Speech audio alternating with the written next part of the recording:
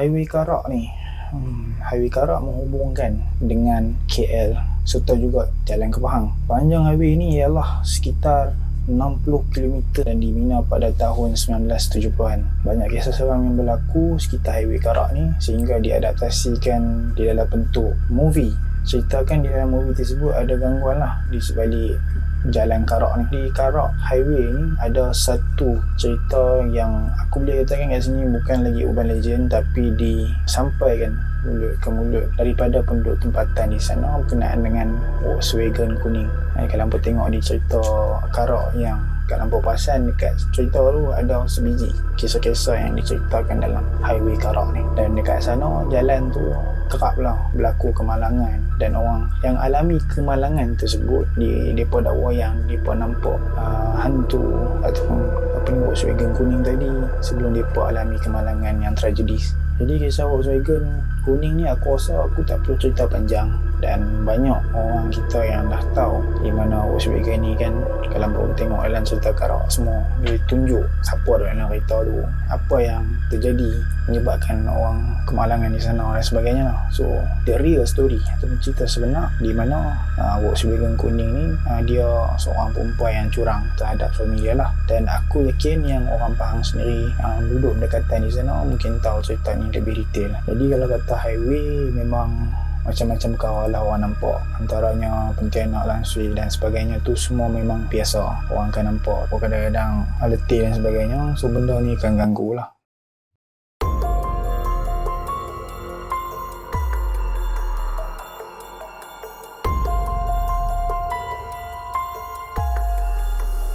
Pantai ini dinamakan kerana terdapat 7 buah teluk di kawasan sekitar pantai Tumpat Kelantan. Dan kawasan ini juga menjadi kawasan tempat taman permainan ataupun dinamakan sebagai kawasan rekreasi untuk para-para pengunjung dekat kawasan Kelantan tu. Pantai ni berdekatan dengan Pangkalan Kubur dan juga stesen kereta api Tumpat. Kawasan pantai ni juga dijadikan tempat kawasan untuk para-para pemancing untuk memancing di kawasan pantai ni. Dan juga pantai ni menyediakan beberapa penyewaan bot untuk para-para pemancing dekat sini. Jadi dekat kawasan pantai ni ada kisah seram dia yang tersendiri. Kisah dia ada sekumpulan pemancing yang memancing dekat kawasan pantai tu. Mereka pun hajat lah untuk menyewa bot, dan hampir-hampir 12:30 malam mereka memancing dekat kawasan tu. Tiba-tiba terdapat beberapa gegaran dekat bot mereka. So mereka ingatkan air laut ataupun ombak yang tolak bot mereka, tapi bukan dia. Mereka pun mula panik lah. Dan ada beberapa orang yang boleh nampak. So dia nampak ada tangan berkuku panjang pegang bot mereka. So mereka pun takut dan mereka melafazkan ayat-ayat suci Al-Quran, dan dalam lepas masa tu benda tu terus hilang. Mereka tak mendengarkan masa, mereka terus balik dekat pantai.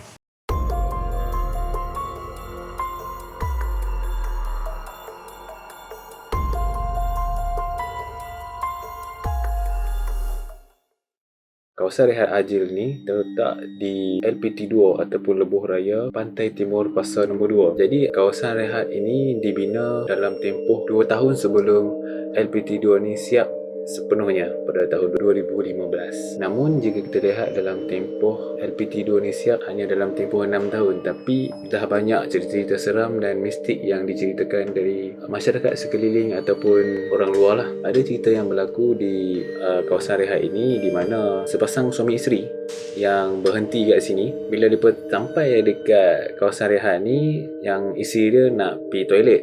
So okey lah, dalam beberapa minit selepas tu isteri dia balik, kemudian masuk dalam kereta terus. Lepas tu dia pun macam, si suami ni tak syak apa-apa lagi lah masa tu. Dia terus bawa kereta macam biasa sampai rumah mereka. Tapi yang pelik dia, masa sampai isteri dia tak beranjak. Dan sepanjang perjalanan mereka nak sampai rumah tu pun dia tak bercakap langsung. Tapi yang si suami ni tak perasan lagi benda tu. Lepas suami dia keluar pada kereta, lepas tu yang isteri dia boleh call si suami dia tu lah. Kemudian yang lelaki ni pula macam tak ada perasaan pergi angkat telefon. Lepas tu bila dia kata dia stay dekat kawasan rehat tu lagi. So siapa yang ada dalam kereta tu? Yang si lelaki ni dah macam-macam kan. Gila, bini kau dekat kawasan rehat tu lagi. Dia terus dia masuk dalam kereta, tengok tak ada siapa dalam tu. So siapa yang ikut dia balik tadi?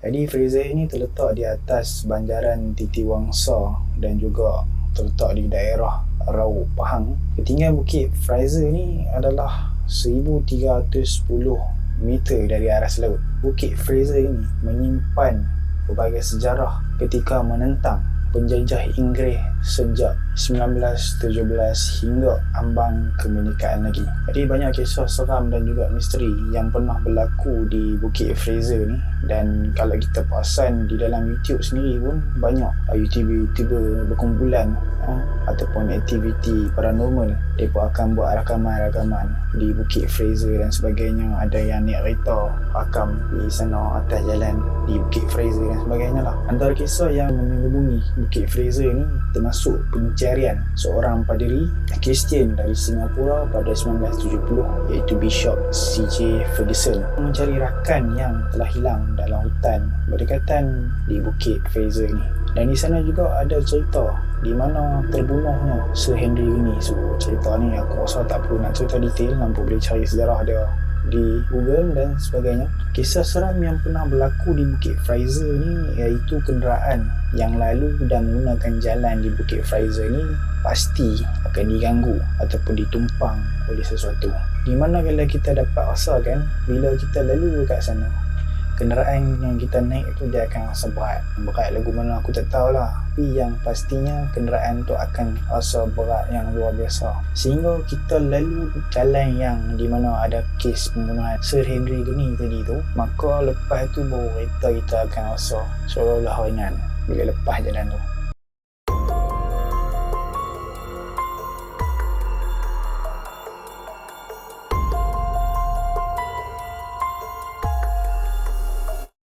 Gua ikan ni diberikan nama sempena sebabkan gua tersebut berbentuk ikan, dan gua ni terletak di Kuala Terus, Dabung, Kelantan. Gua ini wujud sejak 1970-an lagi, dan mana kata gua ni dah wujud sekian abad yang lama. Gua ikan ni pada asalnya dulu sebelum dirasmikan sepenuhnya dia hanya semata-mata gua, dan sekarang apabila kerajaan dah rasmi kan pada tahun 2006, gua ikan ni dibuka untuk orang-orang tempatan di luar untuk datang ke sana. Dan dalam gua ikan ni juga banyak aktiviti rock climbing dan juga aktiviti riadah selainnya lah. Namun di sebalik keindahan kecantikan gua ikan ni juga terselip kisah-kisah yang nyata dan tidak kurang seram di sebalik gua ikan ni. Diceritakan bahawa ada 3 orang pekerja yang di mana mereka ditugaskan untuk jalani satu pembinaan jalan berturak berhampiran dekat-dekat dengan gua ikan ni, dan diganggu oleh makhluk jemaah seorang wanita. Gangguan tersebut disebabkan 3 orang pekerja ni mereka cakap benda yang tak bagus, yang tak elok dekat tempat-tempat yang sedemikian rupa, dan menyebabkan gangguan tu dia jadi orang kata apa, berpanjangan. Mereka tidur dekat surau. So gangguan tu dia tak berhenti dekat situ, sebab mereka 3 orang tu malam tu mereka nak kena siapkan jalan tu. So mereka stay dekat surau berdekatan dengan gua ikan ni. Malam tu juga mereka diganggu oleh jemaah wanita tu lagi, di mana kali ni lebih ekstrim. Mereka ternampak ada tangan yang menghulu panjang daripada luar surau masuk ke dalam surau melalui tingkap, seolah-olah macam nak mencapaikan sesuatu yang ada dalam surau. Dan juga ada pada waktu yang lainnya mereka ada dengar tangisan mungkin daripada jemaah wanita tu, mungkin atau makhluk-makhluk lain daripada luar surau, sehingga mereka tak dapat tidur pada malam tu. Dikatakan sehingga kala ni gangguan tu masih ada di sana.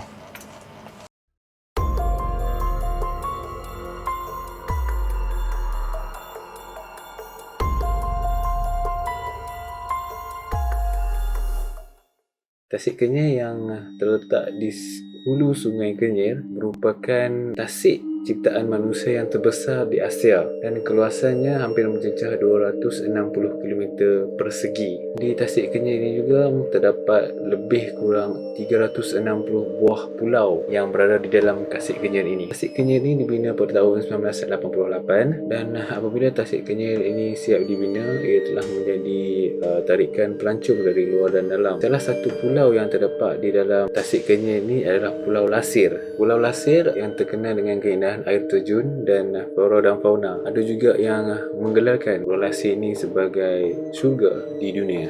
Tetapi tempat yang indah ni juga menyimpan satu cerita dan mistik di sebaliknya. Ada cerita yang dikongsikan di mana ada satu kumpulan yang ingin berkemah di puncak Pulau Lasir ni, tapi tidaklah hingga betul-betul ke puncak, hanya di pertengahan. Pada mula dia perkemahan ni berjalan seperti biasa kan, macam semua pergi di kemah semua tu. Cuma dia berubah menjadi luar biasa apabila ada yang mandi sungai. Tapi ayak di sungai tu taklah dalam mana, hanya dekat area lutut lah. Tapi yang pelik dia, orang yang mandi sungai tu boleh lemas dekat kawasan dalam air tu. Apabila orang selamatkan dia dan angkat dia ke atas darat semua, orang tu cerita lah kan, orang yang mandi tu cerita, memang masa mula dia ayak tu tak dalam. Lepas tu dia rasa macam ada orang pegang kaki dia dan tarik. Lepas tu dia rasa ayak tu macam terlampau dalam. Sebab dia tak dapat rasa dia punya dasar. So disebabkan itu dia rasa macam lemas. Ada juga cerita yang mengatakan mereka pernah nampak nenek kebayan dan 3 orang budak yang bermain di kawasan air sungai yang orang tadi lemas tu. Mungkin aku rasa tempat sungai tu mungkin tempat mereka bermain, ataupun mereka jaga tempat tu. Mungkin kita tak tahu.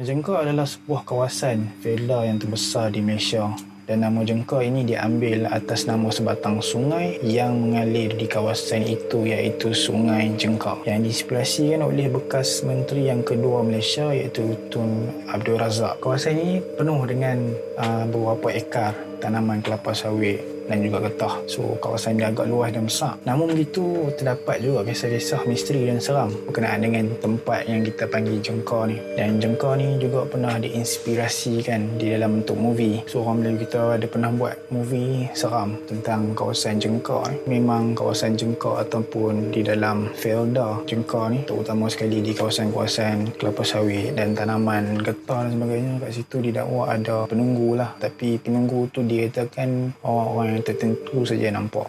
Mana kata orang-orang yang tak nampak, mungkin dia akan rasa macam dia diganggu dengan makhluk yang mungkin dia tak nampak kelibat dia, mungkin dengar suara dan sebagainya. Tapi dalam movie tu, kalau kita tengok, dia tunjuklah benda yang ngeri lah bagi aku.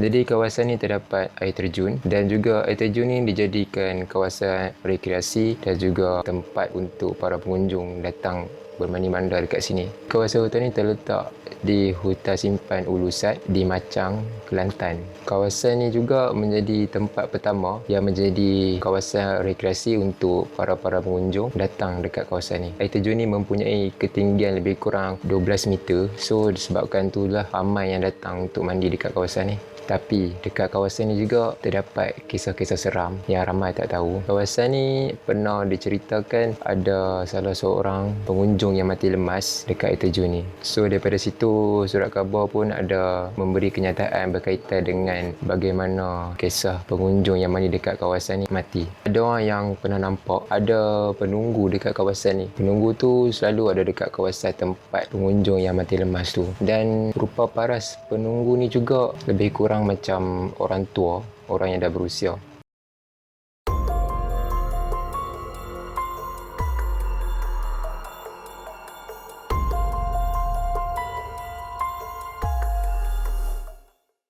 Jadi gunung ni mempunyai ketinggian lebih kurang 1093 meter, yakni ketinggian dia menjangkaui 3408 kaki daripada sudut dasar tanah hingga ke puncak gunung tersebut. Gunung ini dia terletak dalam hutan simpan di Kuala Besut, Terengganu.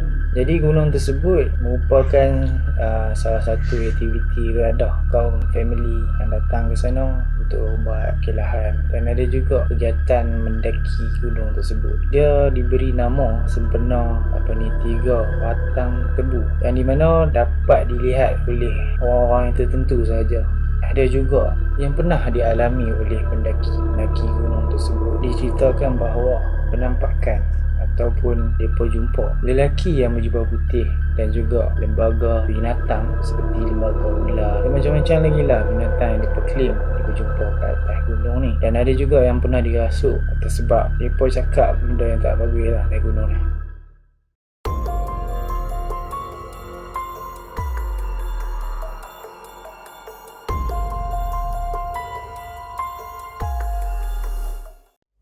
So Gunung Tahan ni terletak di Taman Negara Pahang, mempunyai ketinggian 2187 meter dan juga merupakan puncak tertinggi di semenanjung Malaysia. Gunung Tahan juga sering menjadi tumpuan para pendaki yang kerana dengan ketinggiannya dan juga keadaan flora dan fauna yang masih terpelihara di sana. Namun begitu, Gunung Tahan juga ada menyimpan kisah-kisah seram dan juga menakutkan yang dialami oleh pendaki yang pernah daki di sana. Dikatakan bahawa ada satu orang pendaki cuba mendaki Gunung Tahan ni seorang diri, dan bila setengah dari ketinggian gunung tersebut, dia terpaksa berhenti untuk berehat kerana hari dah gelap, dan masa itu angin bertiup sangat kencang. Dia memasang kemah lah untuk dia berehat dan sebagainya. Kemudian dia mendengar suara seakan orang yang menyanyi di luar kemah dia, dan diselangi dengan suara yang dikatakan suara tu macam orang kasar, suara garau.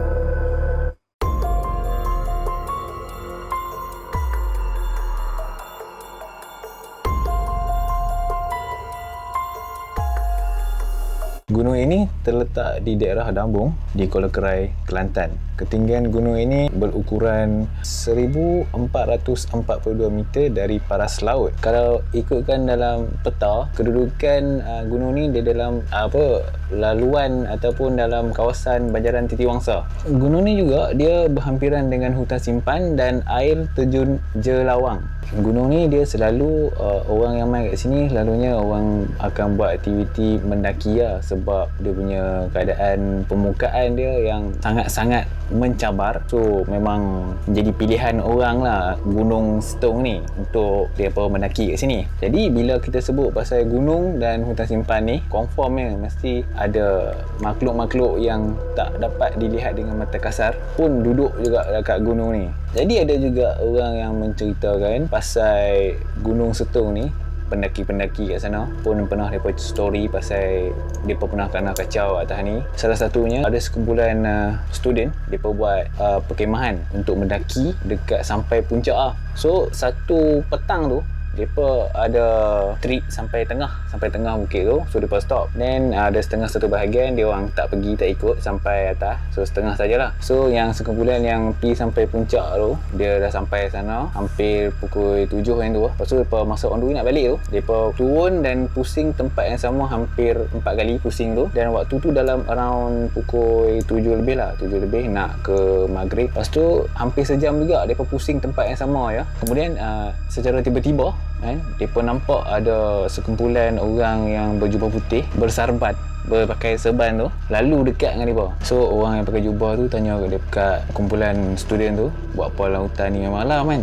Lepas tu mereka cerita mereka sesat apa semua, dan orang yang pakai jubah tu bagi tahu mereka, kata dia bagi macam tunjuk arah satu arah tu yang mereka kena lalu kat situ. Kemudian mereka ikut lalu ikut arah yang petunjuk tu, dan mereka patah balik, dia penat pusing belakang untuk tengok orang pakai jubah tu dah hilang. Itu satu. Ada satu lagi kisah ni, ada seorang budak umpan ni dari mereka punya grup juga. Dia kena rasuk dalam perjalanan nak balik ke kemah mereka lah, yang arah yang jubah tadi beritahu tu kan. Apabila dia kena rasuk tu, dalam masa mereka duk bercakap dengan orang hantu yang ada dalam perempuan tu, dia masuk dalam badan perempuan tu sebab dia marah sebab perempuan tu petik bunga yang ada kat atas puncak bukit tu. Dia marah lah kat perempuan tu sebab dia kacau tempat yang benda tu duk jaga dengan benda tu duk main kat situ.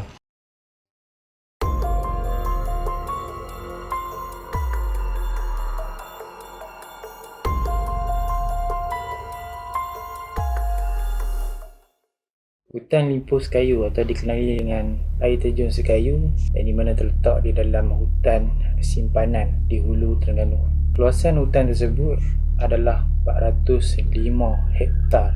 Jadi kawasan hutan simpan ni juga terdapatnya spesies pokok-pokok yang boleh dijadikan herba untuk ubat-ubatan. Jadi di sana juga terdapatnya beberapa infrastruktur yang dibina khas untuk family ataupun orang-orang yang melawat ke sana. Antaranya tempat-tempat penginapan, ada juga taman permainan kanak-kanak dan sebagainya.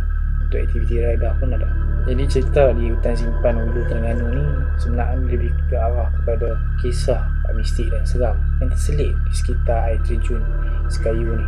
Dan di antaranya ialah di mana ada kematian membabitkan orang pernah lemah dekat air terjun tu, mungkin bermandi-manda dekat situ. Dan dikatakan juga bahawa ianya pernah berlaku selama 70 tahun sebelum ni sampai lah sekarang, dan kerap juga dia berlaku. Ada juga yang pernah mendakwa bahawa di air terjun tersebut dikatakan adanya makhluk-makhluk halus seperti bola api yang mereka pernah lihat dekat sana, berlega-lega melintasi di kawasan air terjun tersebut. Jadi di kawasan air terjun tersebut pernah juga ada orang dakwa yang mereka nampak ada seorang wanita yang mengikat rambutnya di atas batu di air terjun tersebut, dan apabila ditekulnya wanita itu mengalihkan pandangannya pada yang si tegul tu, dan muka dia tak ada. Biasanya kejadian tersebut berlaku selepas redanya hujan ataupun di sebelah petang.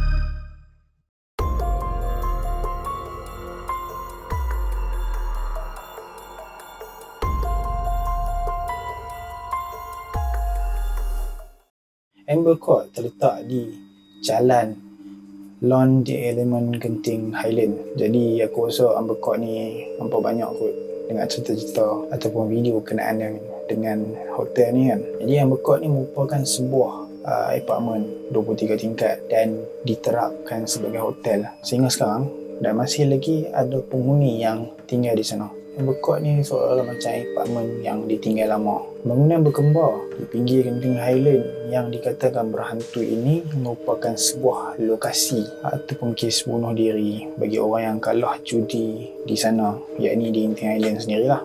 Jadi terdapat berbagai kisah seram yang berlaku di sana, antaranya TV terpasang sendiri, dan juga pernah ada orang tersempak di sana dengan lembaga tanpa kepala sedang mengungkung anak di dalam lift. Dikatakan juga di dalam bilik yang kerap diganggu di Amber Court ini adalah di tingkat 17 bernombor B6. Dan juga kalau dilihat dari keadaan luar pun kita dah nampak seram lah Amber Court ni, macam mana bercerita awal tadi. Dan kalau hampa boleh tengok balik, Amber Court ni banyak lah kisah-kisah di dalam pelbagai artikel di Google menceritakan tentang Amber Court ni. Betapa seram Amber Court ni.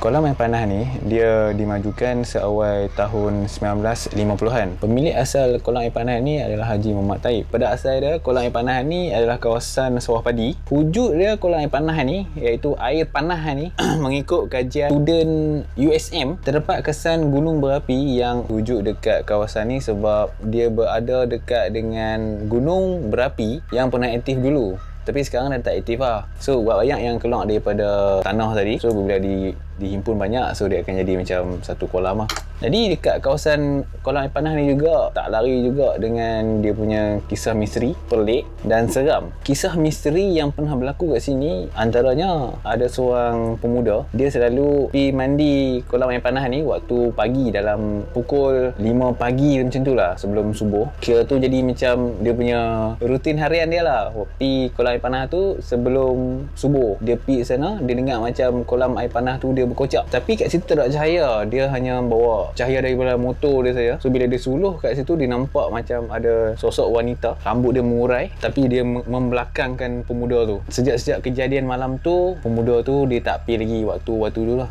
Dia akan pergi waktu siang, waktu cerah. Yang kisah misteri dia, pemilik kolam air panah itu sendiri, Tok Bok tu, meninggal di kawasan kolam air panah ni pada pukul 8 pagi. Mayat dia hilang, lesak dalam tempoh 2 jam yang tu, dia cari tak jumpa dekat dalam kolam tu. Lepas tu dalam 2 jam tu baru dia jumpa mayat dia dalam kolam tu. So soalan yang mereka akan tanya, mayat dia dalam 2 jam tu pergi mana?